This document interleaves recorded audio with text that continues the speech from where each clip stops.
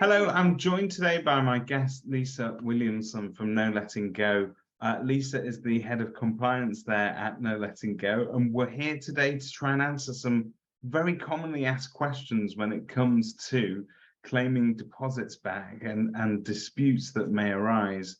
And these things tend to sort of follow the same pattern every time. There is a commonality between a lot of these things because they do very often come up, and we always, as agents, we always don't know whether or not something is classed as wear and tear or whether something is actually torn beyond belief and needs to be repaired.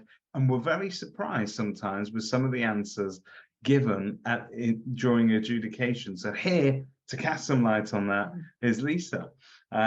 Lisa, welcome.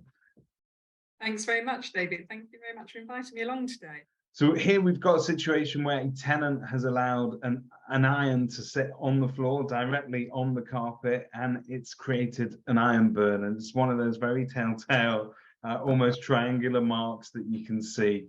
And again, carpet is, I would suspect, a little bit like painting a wall. You can't just cut out a section of carpet, and you almost can never clean a burn out of a carpet if that burn is substantial and deep. So what can a landlord claim for in that situation?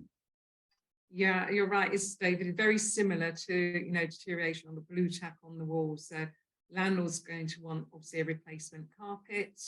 But the way that the adjudication teams look at it with the three government schemes, as well as the other schemes that are out there, they will look at, well, actually, that property can still be let with an iron burn in the carpet. It doesn't make it unlettable, and therefore an amount is awarded for compensation rather than the replacement of the carpet.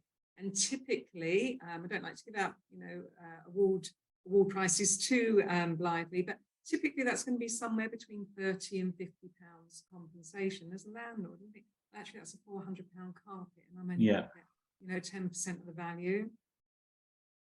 So and that's very often why sometimes you don't see people, particularly landlords, if the mark, for instance, is at the side of the room, they'll accept at some point the award and then just move on, because again, you cannot replace a carpet for 30 or 40 quid.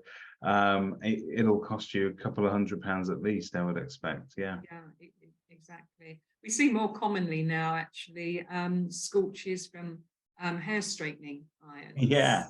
Okay. That's a really common one as well. And the amount of checkouts that I've done over the years, and there's been an iron scorch, and the tenants will always say it fell. It fell off the ironing board. And think, no, it didn't. You've been ironing your clothes on the floor. At least admit that. But they never was. There must be an awful lot of irons that fall off dodgy ironing boards.